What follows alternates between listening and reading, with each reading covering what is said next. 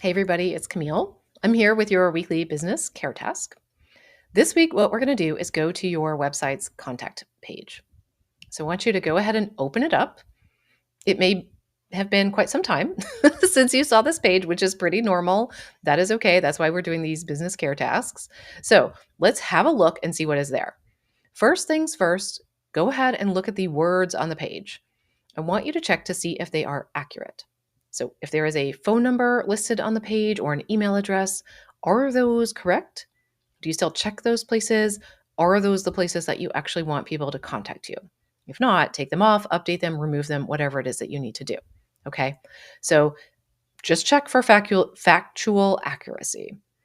Also, if there's anything on there about how soon you will get back to somebody, for example, you might say, I reply within a day or a week or whatever it is. Is that correct? Are you actually replying within a day or a week or whatever it is?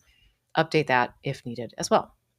Okay, so that's part one. Part two is if you have a contact form on your contact page, please go ahead and fill it out as if you were a brand new person arriving on your website and you had a question. So make sure that it's obvious what goes in which box, make sure that the button to submit the form works, etc. And go ahead and send yourself a test message so that you can make sure on the other end that the message is arriving and that you have what you need to reply to it. That is the bare minimum, okay? If you only have a few minutes this week, go ahead and do that. It may be that you go to your contact me page, you look at it, you're like, "Yep, everything looks good. No updates. You're done. Awesome." If you have a little bit of extra time, there are some additional recommendations that I would make to you. The first one has to do with the tone of your page. So your contact me page, while it is a transactional page, it's, serving a function, which is somebody has a question, they need to reach out to you. Great. It doesn't have usually a ton of words on it. It's not a super fancy page, not a very complex page. However, it is still part of the way you show up in the world. So we want the feel of the page to be in line with your personality and your voice. So if your voice and the way that you want to show up in clinical practice and the type of work you like to do is very calm and caring and welcoming, and your contact me page just says like, contact me at this number, responses will be received within 24 hours, it doesn't really line up with the way that you're hoping to present yourself to the rest of the world. So could you update the tone of the words on the page to make it a little bit more welcoming? Ideally, we want it to sound like you. So what would you say if you were talking to somebody? Maybe you would say like, "Oh, I'd love to hear from you. Here's how you can leave a message," that sort of thing. So just make it sound like the type of thing that you would say in conversation as opposed to a formal page, unless you are a formal procedural person and that is going to be somebody's experience if they come and work with you, in which case, amazing. As long as it lines up, that's great. Okay, so that's one extra bonus activity. Another extra bonus activity, which I would highly recommend if you have a moment, is to actually look at your contact page, not just on a desktop, but also check it out on a tablet and a mobile device. Because sometimes it looks fine on one and then really not fine on another, especially the cell phones and things like that. If you have a form, sometimes the forms get a little weird, they go off the edge, et cetera, et cetera. So have a look, use a phone, use a tablet, and use a desktop computer just to make sure everything looks okay there.